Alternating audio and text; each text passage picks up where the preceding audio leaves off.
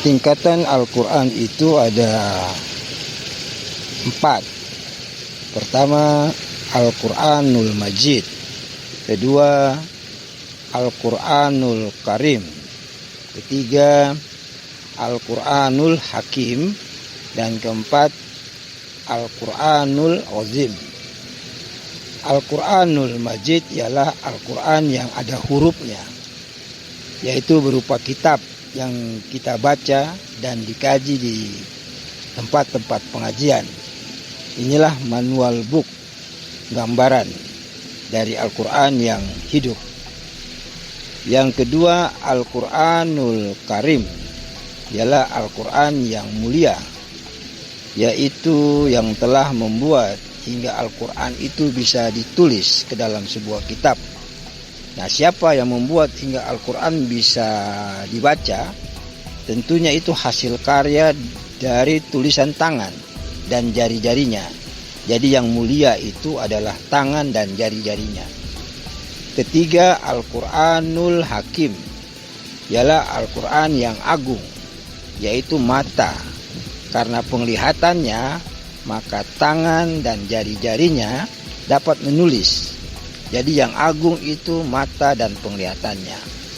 Yang keempat, Al-Quranul Azim, ialah Al-Quran yang suci dan abadi.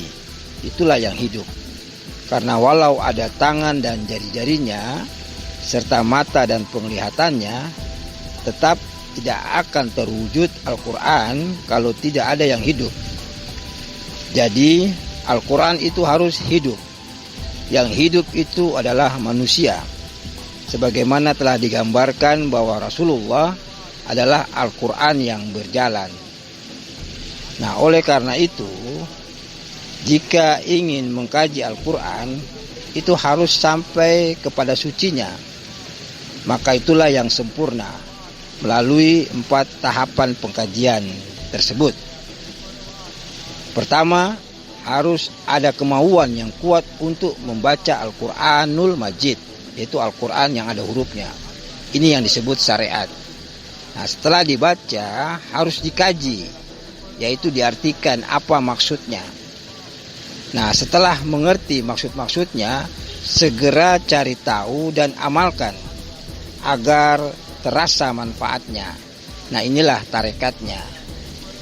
Jadi semua berawal dari Al-Quranul Majid yang disebut manual book itu, yang telah menunjuki jalan mengenai Allah dan Rasulnya.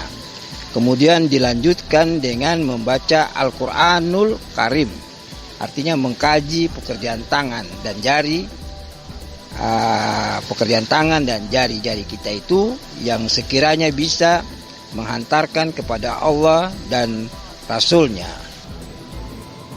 Dalilnya, asabi'ahum fi ajanihim minas salawati hadratil maut wallahi muhitum bil kafirin.